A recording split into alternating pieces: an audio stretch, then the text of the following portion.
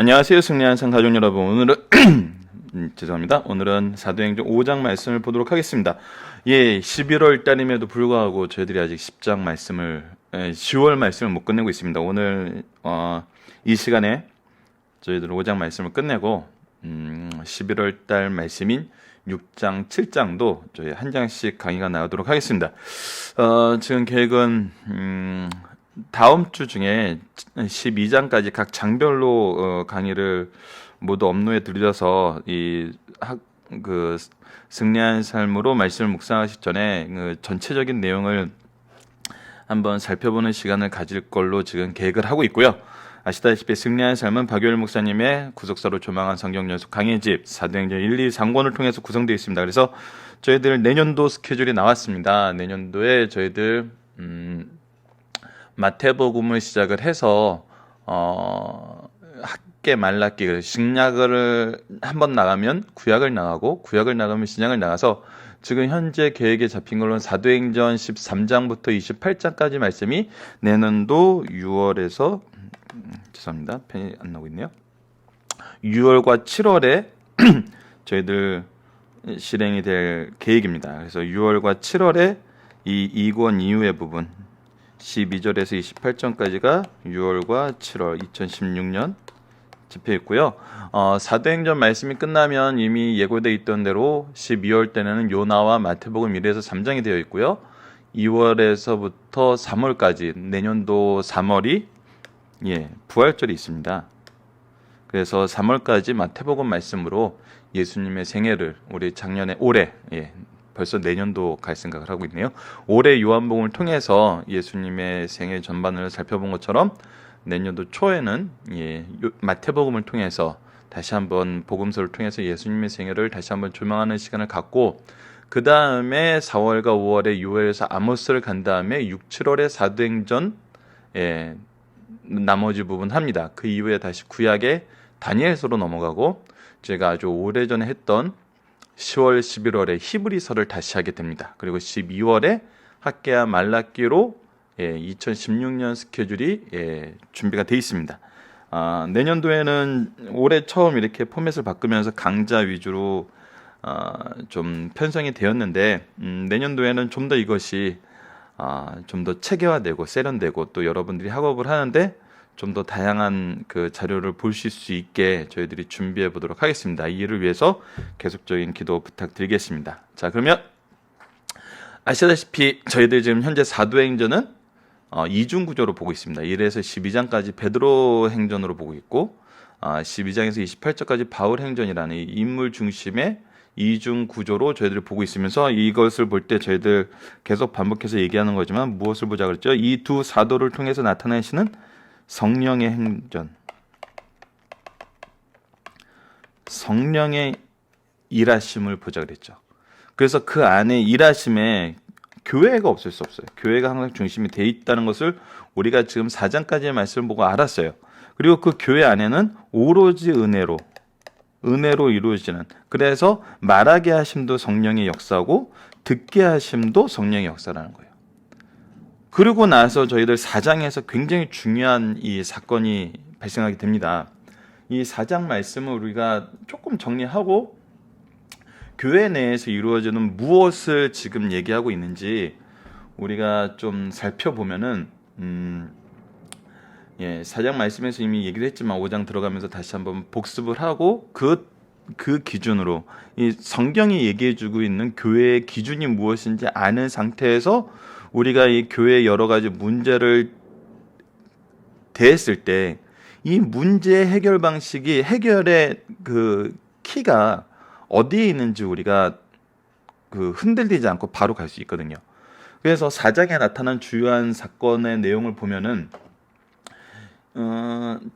저는 개인적으로 3장과 4장은 한 사건으로 이렇게 보고 얘기를 했었거든요. 그래서 왜 성전 미문에 앉은 사람을 일으켰느냐 했을 때 3장에서 이 3장을 통해서 예수 그리스도의 복음이 선언된 건 물론이고 처음으로 무엇이 발생하냐면 핍박이 발생해요. 이들이 이제 사내들인 공의 앞에 가서 이 신문을 받게 되죠. 신문을 받을 때 어떤 일이 발생을 해요? 이 신문을 하는 사람들은 하나님의 일을 보는 것이 아니라 사람의 일을 보면서 사람과의 관계에서 자신들의 위치가 흔들리고 사람들을 두려워함으로 자기의 의사결정을 해요. 하지만 사도들은 어떻게 하죠? 하나님 말씀, 하나님의 일에 포커스를 맞춰요. 그리고 나서 자신들이 핍박받는 것을 통해서 무엇을 확인을 하냐면, 자, 4장 22절 이후에 23절 이후에 나타나 있는 사도들을 로음의 그 동료에 가서 제사장들과 장로의 말을 다 알리니, 이것을 통해서 우리가 무엇을 봤었냐면 24, 25, 26절, 27절, 28절까지에 나타나 있는 말씀을 통해서 제자들이 무엇을 발견해요? 우리가 핍박받는 것 또한 성경에서 미리 예언된 하나님 말씀의 성취라는 거예요. 자, 2장에서도 이 서론은 너무 길어지면 오늘 강좌가 길어지는데 좀 양해 부탁드립니다. 2장에서도 성령의 말하게 하심을 받아서 방언을 말할 때 베드로의 설교에서 무엇이 안 나타나 있었어요? 그 개인의 경험과 경건이 나타나지 않았어요. 무엇을 얘기했어요? 하나님의 말씀의 성취인 요엘 선지자의 말씀의 성취와 다윗을 통해서 선언하신 말씀의 성취를 얘기하고 있어요. 즉 하나님 말씀대로가 기준이었어요. 하나님 말씀이 어떻게 이루어지는지. 3장에서 동일하죠. 이 사람을 일으키는 것을 너희들이 왜 이상하게 얘기하나. 이거는 우리의 경건과 우리의 권능으로 보지 말라는 거예요. 하나님의 말씀대로 이 일이 이루어졌다는 거예요. 그래서 모세에게 선언된 대로 그 화와 모든 선지자를 통해서, 사무엘 이하의 선지자를 통해서 이루어지는 복이 예수 그리스도를 통해서 이루어진다는 거예요. 오늘 이 말씀이 이 예수 그리스도를 통해서 우리에게 무엇을 주시고 무엇을 우리가 하게 되는지, 그것이 이제 오늘 말씀의 5장 마지막 부분에서 다시 한번 확인을 할 건데요. 그래서 말씀을 전해요. 말씀을. 이들이 핍박받는 것도 무엇을 확인하니까 이 놀라운 이 고백이거든요.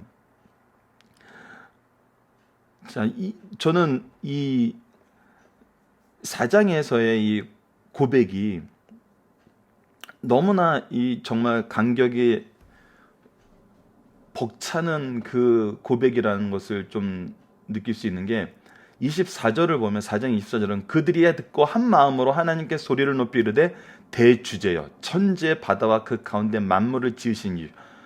이것이 이전에는 이 찬양이 나오지 않았단 말이에요.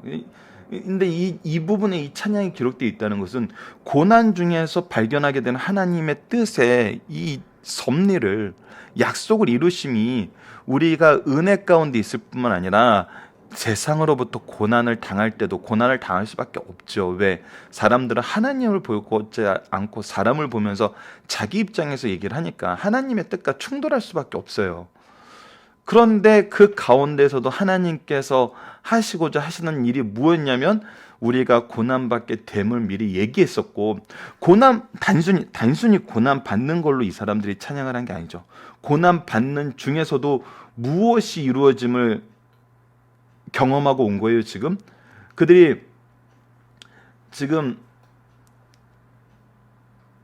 28절 이후를 보면 하나님의 권능과 뜻대로, 4장입니다. 하나님의 권능과 뜻대로 이루려 예정하신 그것을 행하려고 이 성에 모였나이다. 그런데 이제 어떻게 해요? 29절에 주여 이제도 그들의 위협함을 굽어보시고. 자, 이들의 위협함이 성경대로 계속 이루어지고 있는 것을 저희가 확인하고 왔습니다. 그런데 이제 우리에게 하나님 말씀이 이루어지고 우리가 이렇게 찬양하는 이유는 뭐냐면, 29절 하반절에 또 종들로 하여금 담대히 하나님 말씀을 전하게 하여 주시옵소서. 지금 제자들이 경험하게 오는 건 뭐예요? 핍박 속에서도 핍박이 온다는 것, 하나님의 예언의 말씀을 확인했어요. 근데 그 안에서 뭐 했어요? 하나님 말씀 전하는 것이 너희 말 듣는 것보다 옳은 줄 판단하라 그랬죠. 하나님 말씀을 전하고 왔어요. 그래서 제자들에게 승리의 기준은 뭐냐면 바로 말씀 선포였다는 거예요. 말씀 선포. 외부에 오는 핍박이나 내부에 오는 어려움들이나 무엇이 기준이 돼야 되냐면 말씀 선포가 기준이 돼야 돼요. 왜? 이것이 하나님의 일이기 때문에. 이것이 이미 하나님께서 예비하시고 우리에게 허락하시고 승리의 깃발로 주신 일이기 때문에. 우리가 이 교회가 하나님의 역사하심이 여전히 있다? 사도들과 이 초대교회에서는 무엇으로 봤다요? 하나님의 말씀의 선포로 본 거예요. 말씀이 선포된다면 하나님은 여전히 나를 통해서 승리의 역사를 이루고 계시는 거예요. 말씀이 선포되지 않았을 땐 교회는 정말 문제가 되는 거예요. 그래서 이 말씀을 전하게 하는데 이 말씀을 위해서 무엇을 달라고 하냐면 30절에 손을 내밀어 병을 낫게 하시었고 표적과 기사가 거룩한 종 예수의 이름을 이루게 하여 주시옵소서. 그래서 이 여러 가지 표적과 이적들이 결국 무엇을 향해야 되냐면 거룩한 종 예수의 이름으로 이루어지, 이 모든 것이 예수님의 이름으로 이루어짐을, 예수님만이 우리에게 온전한 회복과 영원한 평화와 거룩함을 줄 수 있는 하나님의 온전한 은혜임을 알게 하여 달라는 거죠. 손을 내밀어 병을 낫게 하시고 표적과 기사가 거룩한 종 이름으로 이루어지게 하옵소서 하더라. 이 말씀으로, 이 내용으로 기도하고 하나님께 간구했더니 하나님의 역사와 하나님의 계획이 나를 통해서 온전하게 이루어지는, 그것이 뭐라고요? 말씀 선포라고. 누구에 대한 말씀 선포? 예수 그리스도의 복음에 대한 말씀 선포. 성경은 모든 것이 예수 그리스도를 위한 내용으로 채워져 있어요. 우리에게 이익을 주는 내용이 아니에요. 우리는 고난을 받을 수 있어요. 때로는 은혜 가운데 있을 수 있어요. 때로는 이적을 펼칠 수 있어요. 때로는 돌을 맞아요. 하지만 이 모든 것이 하나님의 이름을 알고 우리가 찬양할 수 있는 근거는 뭐예요? 말씀이 선포된다는 거예요. 이것이 교회의 기준이라는 거예요. 이것이 4장까지의 내용에서 이 승리의 소식을 전한 사람들의 기준이에요. 그래서 다시 이 일을 통해서 성령의 역사가 나타나요. 그러면서 무엇이 생겨요? 33절을 보면 사도들이 큰 권능으로 주 예수의 부활을 증언하니 무리가 크네. 사도를 통해서 이 은혜가 전해지게 돼요. 이것은 무엇을 얘기하냐면 교회 안에는 질서가 생기게 된다는 거예요. 교회 포징은 말씀 선포이고 그 안에는 질서가 존재해요. 이 질서가 어떤 역할을 하는지를 보여주는 것이 이 말씀 선포와 질서가 사도들을 통해서 이루어지면서 은혜의 통로가 됐다는 것이 교회에서 어떤 작용을 하는지 보여주는 것이 이제 5장에서 드러나거든요. 자, 그래서 5장 말씀을 보도록 하겠습니다. 서론이 너무 길어서 좀 걱정이 되긴 하네요. 자, 아나니아라는 사람이 그의 아내 삽비라와 더불어 소유를 팔아 그 값에 얼마를 감춤해 그 아내도 알더라. 얼마 가져다가 사도들의 발 앞에 두니. 자, 이게 영어 버전으로 보면 좀 더 분명하게 드러나는데요. 1절 말씀을 한번 영어 버전으로 보도록 하겠습니다. Now a man named Ananias, together with his wife Sapphira, 이 이름 영어 이름은 정확하게 발음을 못합니다. 죄송합니다. Also sold a piece of property. 그들이 물건을 팔았어요. 소유를 팔았어요. 그런데 그것이 2절까지 읽어봐야 되겠네요. With his wife full knowledge, he kept back part of the money for himself. 이 부분이 중요하거든요. 그의 아내도 완전히 알고 있었어요. 뭐에 대해서? 그가 keep back, 무엇을 뒤로 빼놨어요. Part of the money, 돈의 일부를 빼놨는데 뭐를 위해서? For himself, 그를 위해서. 분명하게 드러나 있어요. 그가 엄청을 감춤에 이 말에 뭐가 있냐면 자기 자신을 위해서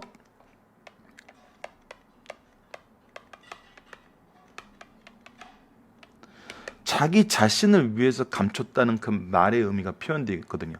그거에 대해서 full knowledge, 그의 아내도 완전히 알고 있었어요. 그 내용을. 이거 우리를 위해서 좀 내놓자.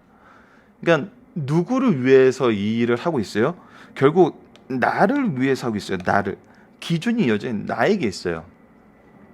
근데 but brought the rest and put it at the apostles' feet. 그리고 나서 나머지 자기를 위해서 떼는 것이 먼저, 나머지를 사도들은 발 앞에 두는 거예요.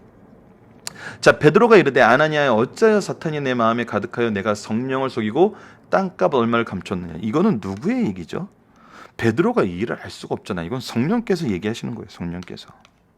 성령께서 알게 하심을 통해서 성령의 말하심을 따라서 얘기하는 거죠.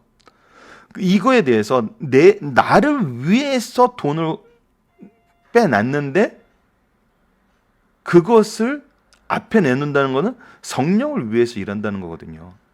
뭐가 다른 거예요. 그거에 대해서 뭐라고 판단하냐면 사탄이 내 마음에 가득하다고 표현을 해요.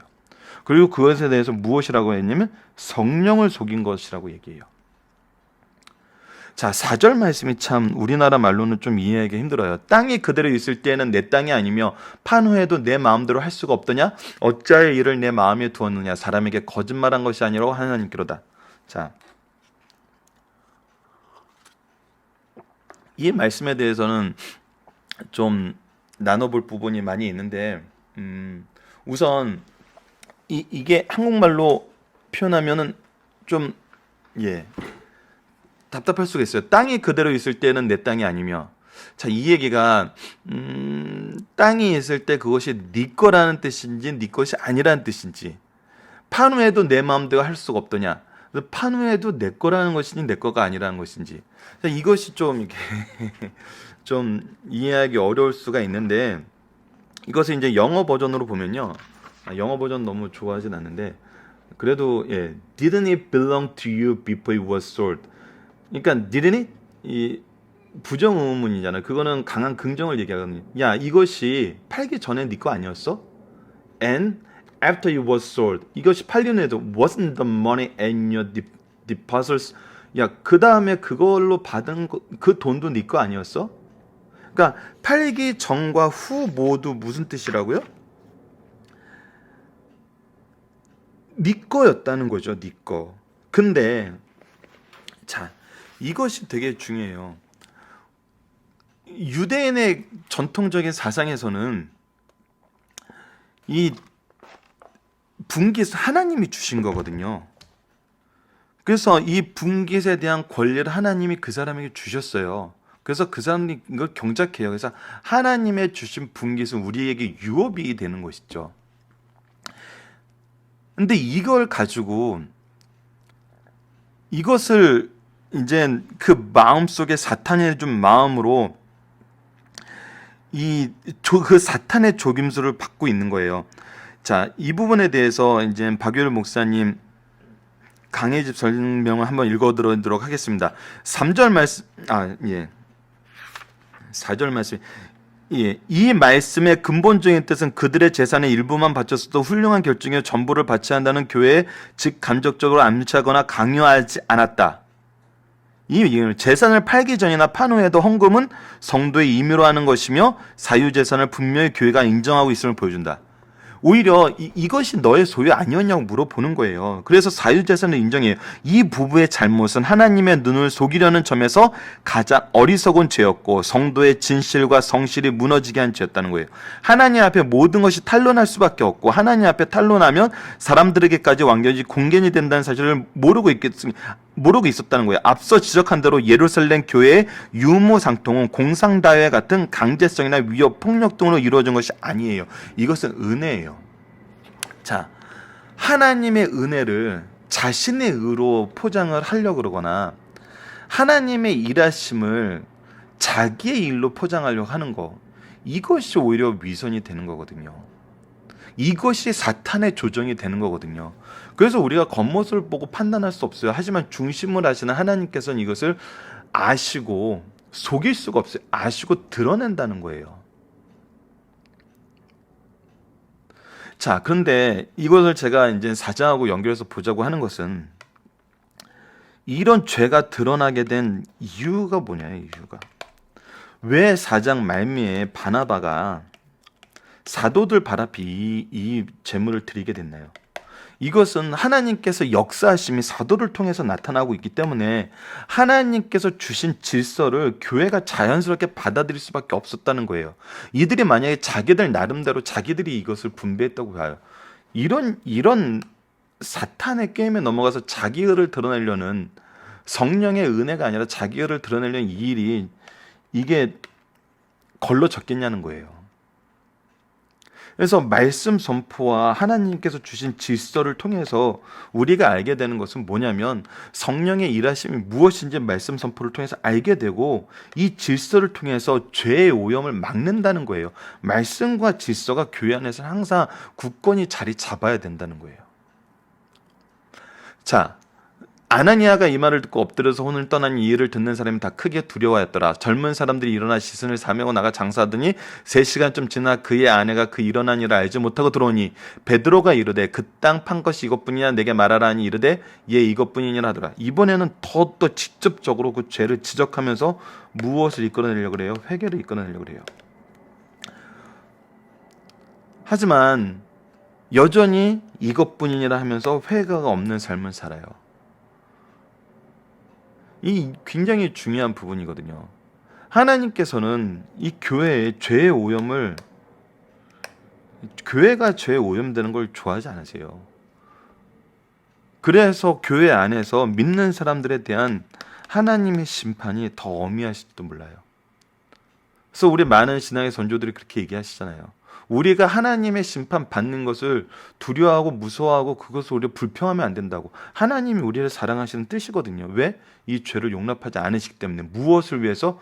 우리가 자녀로서 온전한 은혜 가운데 하나님의 이 경건에 참여하면서 하나님께서 거룩하게 하심으로 우리를 입히기 위해서, 온전한 은혜에 들어가게 하기 위해서예요. 더 많은 은혜의 축복을 위해서 하시는 거예요. 근데 이것이 은혜인 줄 모르고 나를 꾸미기 위해서, 내가 드러나기 위해서 했을 때는 하나님께서 받지 않으세요. 이거는 성령을 속이는 거예요.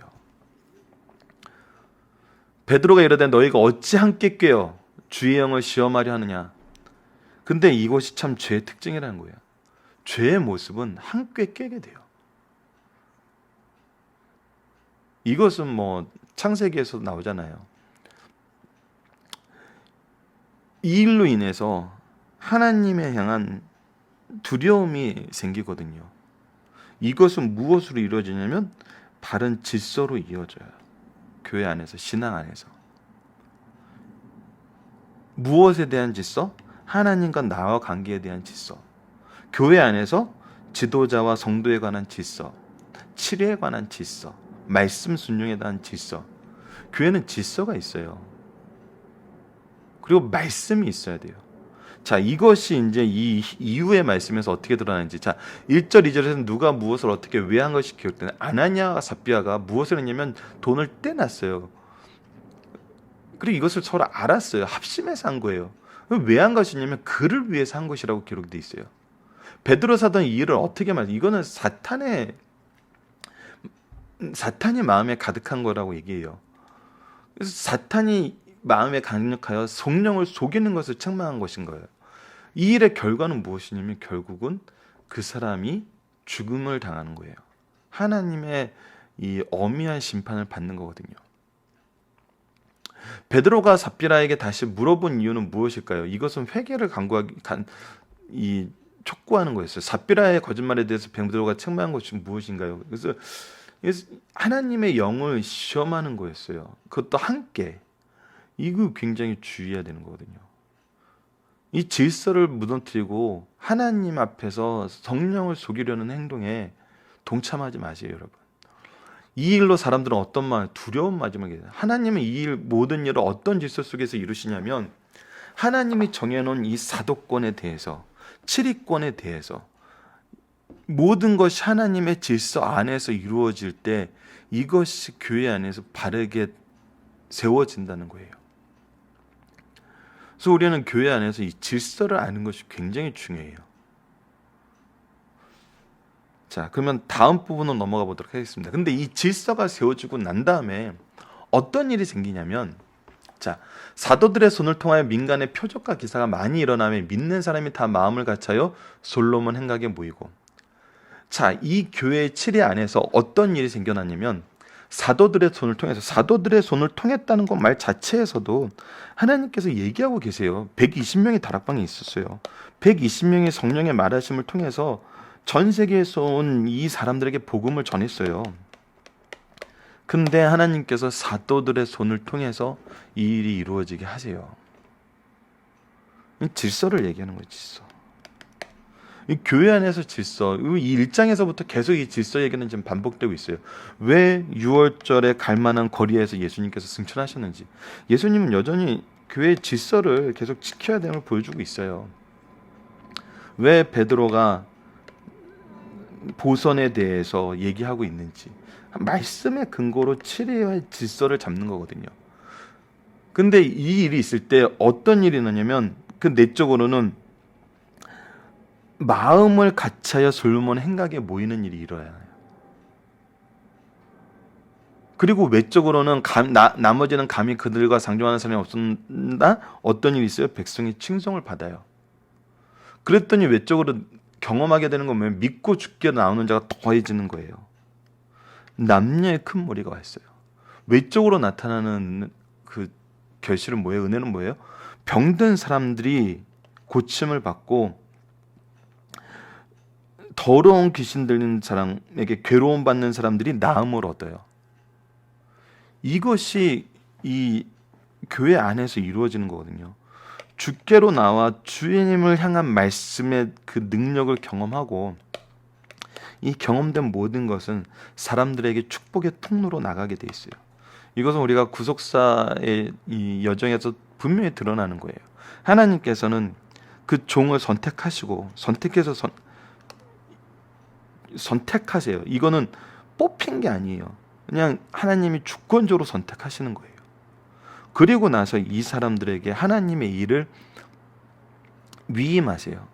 그래서 하나님의 능력이 드러나게 돼요. 그 사람들을 통해서 하나님의 영광이 드러나게 되고, 그리고 나서 이것을 무엇하게 하냐면 계승하게 하세요. 계승하게 하는 내용이 이제 바로 이제 6장 7장 말씀을 통해서 드러나고 있죠. 자, 이 부분은 이제 간단하게 보고 이제 넘어가도록 하겠습니다. 질서 속에서 은혜의 확장이라고 이제 소제목을 달아봤어요. 누구를 통해 기적과 표적이 일어나며 이 일로 사람들은 어떠한 모습을 보이게 되냐나요. 질서는 뭐였냐면 사도들을 통해서예요. 그 결과는 뭐냐면 내적으로 마음이 하나가 된다는 거예요. 이 굉장히 중요한 일이거든요. 교회 지도자를, 이건 뭐 특히 담임 목사님을 통해서 하나님의 질서를 발견하지 못하면 마음이 하나가 되지 않아요. 이거는 너무나 분명한 사실이에요. 이 말씀이 우리에게 확인해주고 있는 모습이거든요. 이 일에 참여하지 못한 사람들은 어떤 모습을 보이냐면요, 외적인데 이 사람에 참여하지 못한 사람도 이 사람들이 칭송하게 돼요. 성도들의 모임은 내적으로 어떤 결과가? 믿는 사람이 늘어나요. 믿는 사람이. 이것은 그리스도를 믿는 사람이에요. 이거는 말씀 선포를 통해서 드러나는 거예요. 성도들의 모임이 외적으로 어떤 결과가 나타나나요? 이 복음을 통해서 이 은혜의 확장이 드러난다니까요. 이것은 뭐를 통해서 우리가 보여주는 거예요? 5장 상반절에 있는 질서를 통해서 드러나는 거예요. 말씀의 질서, 은혜의 질서, 위선을 걸러내는 교회의 참된 치리의 질서예요. 이 질서를 우리가 5장에서는 깊이 확인해 주셨으면 합니다. 자, 계속 보도록 하겠습니다. 이 일을 통해서 또 무슨 일이 일어나요?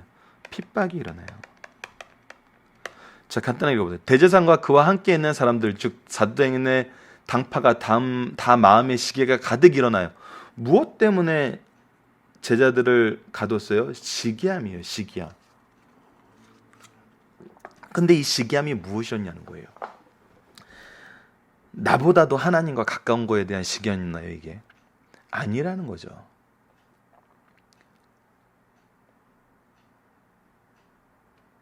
28절을 보면은 그것이 더 분명하게 드러나요. 이르되 우리가 이 이름으로 사람을 가르치지 말라고 언급하였을 때 너희가 너희 가르침을 예루살렘에 가득하게 하니 이 사람의 피를 우리에게 돌리고자 함이라.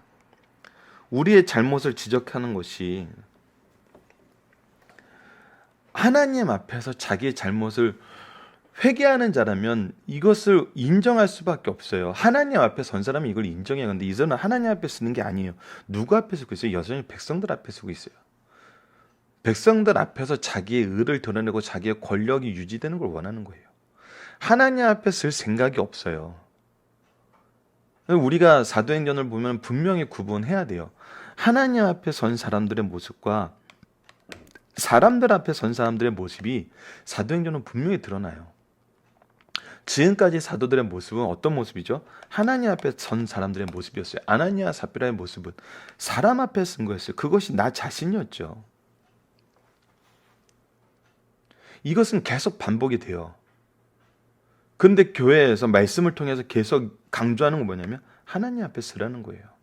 누구를 통해서 설 수 있다는 거예요? 예수 그리스도를 통해서 설 수 있다는 거예요.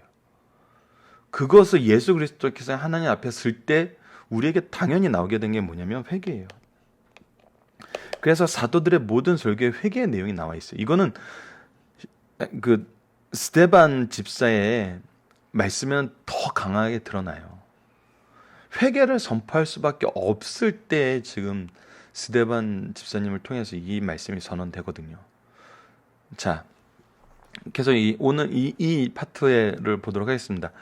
근데 옥에 가둬요. 근데 어떤 일이 일어나냐면 여기서 우리가 주의 사자가 밤에 옥문을 열고 끌어내어 이르되 가서 성전에 서서 이 생명의 말씀을 다 백성들에게 말하라며. 자, 옥문을 열고 끌어낸 이유가 뭐예요? 20절이에요. 가서 성문에 서서 이 생명의 말씀을 백성들에게 말하게 하기 위해서 끌어낸 거예요. 그거에 대해서 순종하는 모습이 어떤 거예요? 21절에 그들이 듣고 새벽에, 언제 새벽에? 즉시, 그죠? 즉시. 성전에 들어가서 가르치더니 이 말씀을 순종하는 이 제자들의 모습을 보세요. 중요한 건 뭐예요? 말씀 선포예요. 말씀 선포. 교회는 이 일이 반드시 이루어져야 돼요.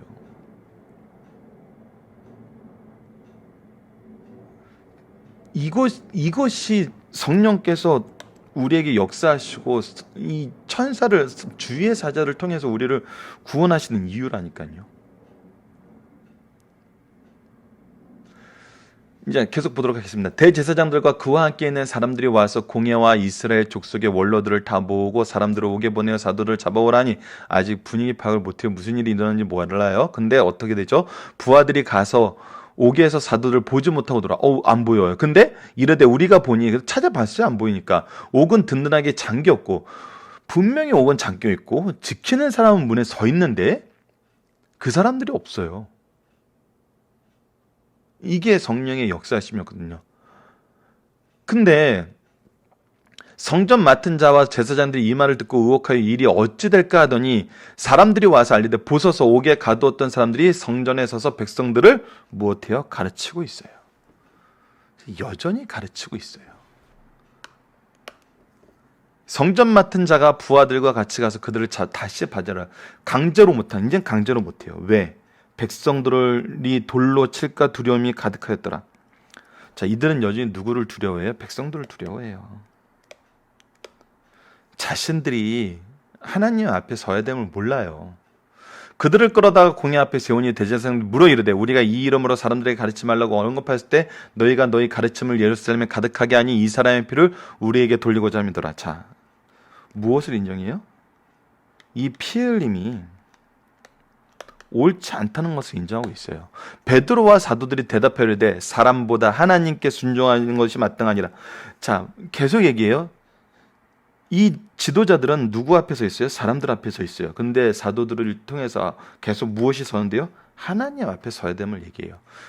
그래서 더 분명하게 얘기하는 거예요. 이 피를 우리에게 돌리지 마. 그런데 이 피가 어떤 피였는지 제자들이 다시 얘기한 거예요. 너희가 나무에 달아 죽인 예수를 우리 조상 하나님이 살리시고 너희들은 이 피를 어떻게 했어? 흘려서 죽게 만들었지만 우리 조상의 하나님께서 무슨 얘기예요? 이미 말씀하셨던데, 우리 조상에게 말씀하셨던 대로 하나님이 살리시고 이스라엘에게 무엇을 주게? 여기서 회개함과 죄사함을 주시려고 그 오른손을 높이사 임금과 구주로 삼으셨다는 거예요. 지금 우리의 임금과 구주가 되셨다는 거예요. 그래서 이걸 통해서 무엇을 주세요? 회개함과 제사함을 주게. 우리는 이 일의 증인이란 거예요. 하나님이 하신 일의 증인이란 거예요. 그리고 하나님께서 주신 성령도 그 일을 하게 한다는 거예요. 그래서 우리가 하는 일은 지금 성령께서 하시는 일이란 거예요. 이것을 계속 선언하고 있어요. 자, 이것을 통해서 우리가 보게 되는 건, 핍박이 오게 되는 원인은 무엇인가요? 시기예요. 이들은 하나님에 대한 시기였나요? 사람에 대한 시기였나요? 사람들에 대한 시기예요. 옥에 갇힌 제자들은 누가 놓으셨고 그 이유는 무엇인가요? 주의 사자가 놓으셨고 그 이유는 무엇이냐면 말씀을 전하게 하는 거였어요. 제자들이 이 명령을 언제 어떻게 실천했나요? 새벽에 나가서 말씀을 전해요. 어디서? 성전 뜰에서.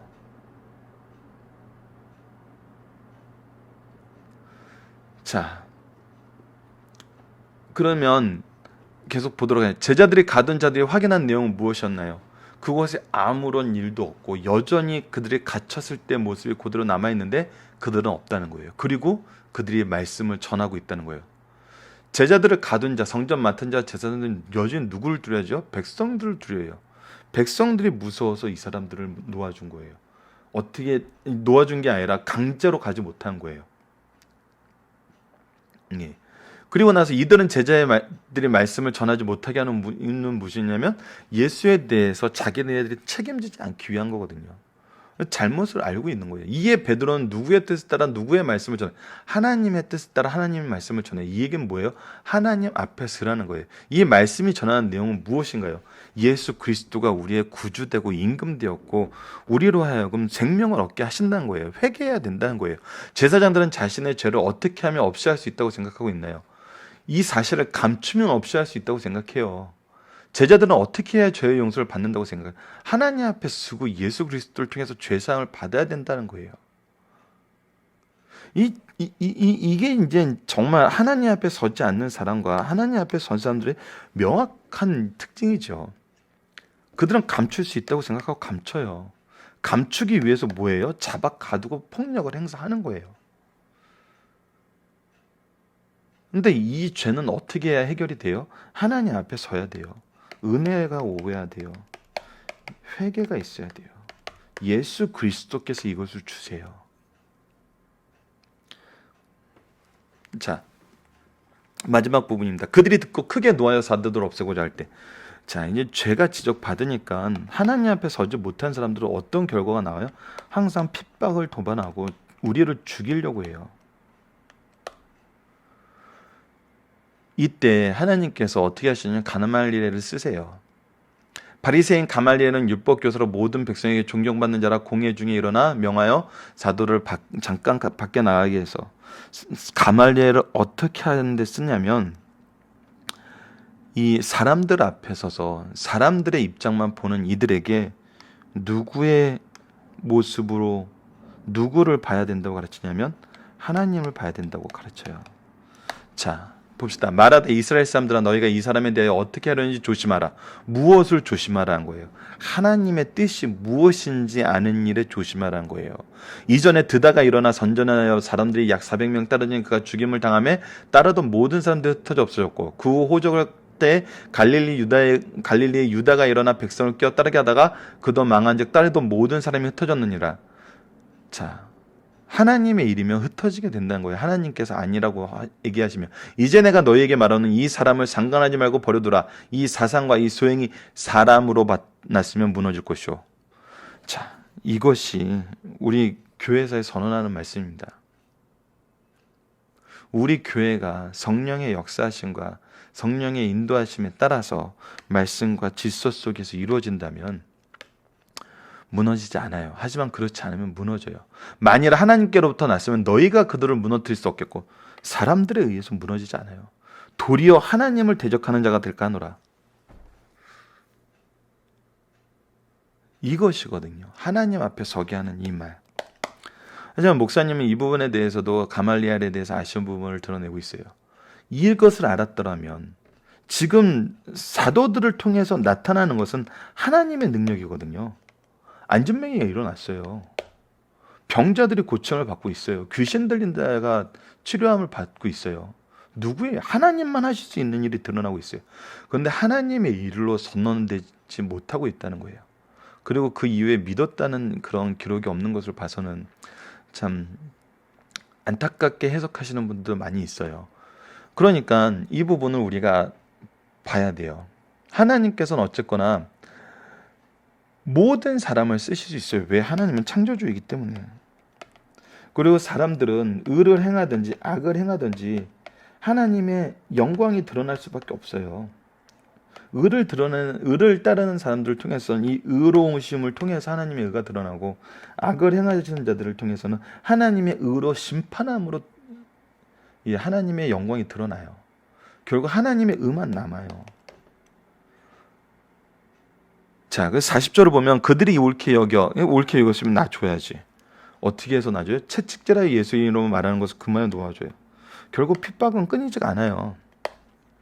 그런데 여기가 재밌습니다. 41절 사도들은 그 이름을 위해 능력받는 일에 합당한 자로 여기심을 기뻐했다는 거예요. 채찍질 맞으면서도 기뻐했다는 거예요. 무엇이 기준이라는 거예요? 말씀이 선언되고 말씀으로 인해서 승리하게 됨이 사도들의 사역의 중심이었다는 거예요. 신앙의 중심이었고 교회의 중심이었다는 거예요. 그러니 기뻐하면서 떠나죠. 말씀이 전해주고 있는데.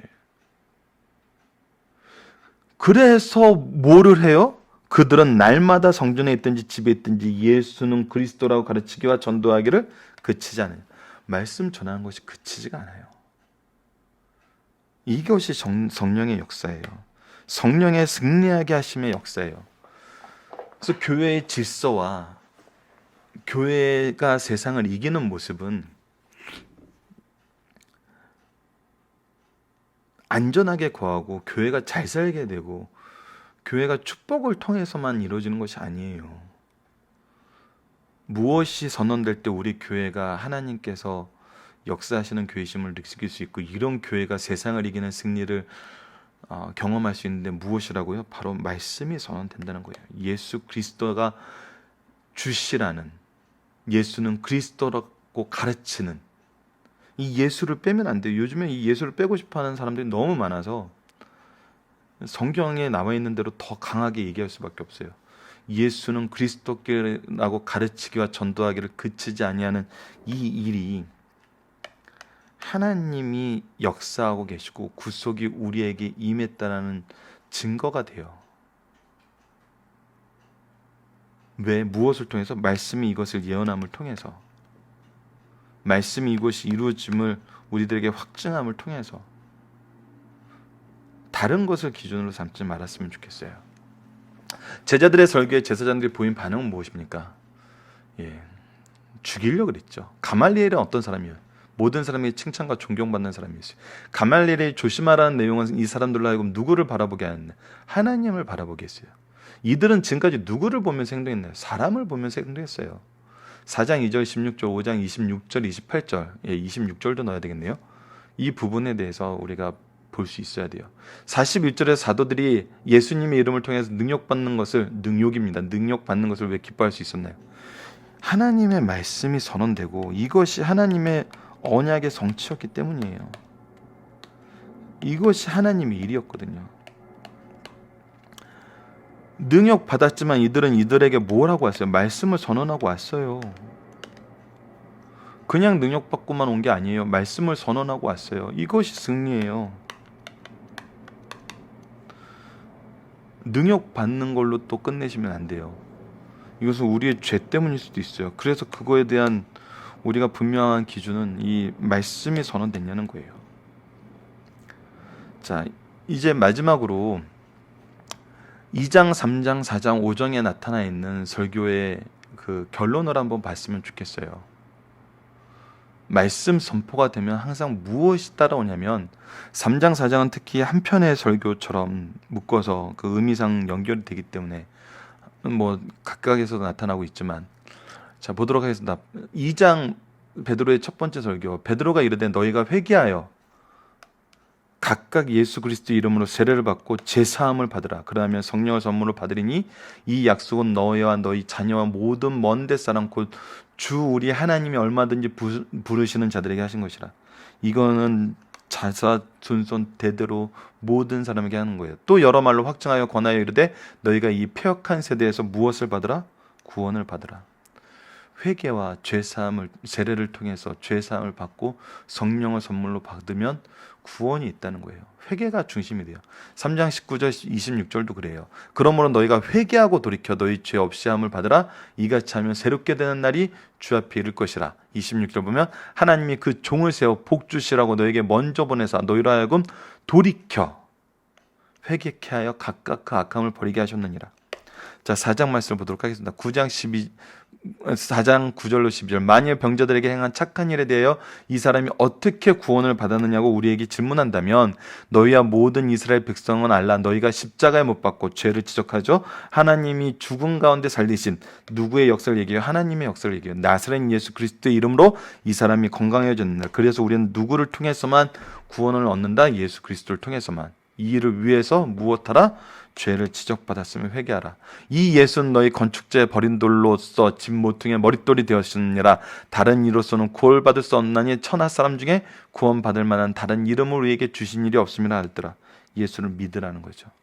5장 29절에 30절 베드로와 사도들이 대답하여 이르되 사람보다 하나님께 순종하는 것이 마땅하니 너희가 나무에 달아 죽인 예수를 우리 조상의 하나님이 살리시고 이스라엘에게 무엇을 줘요? 회개함과 제사함을 주시려고 그 오른손으로 높이사 임금과 구주로 삼으셨느니라. 우리는 이 일의 증인이요. 뭐라고요? 우리는 증인이에요. 하나님이 자기에게 순종하는 사람들에게 주신 성령도 뭐예요? 증인한다는 거예요. 증언해요.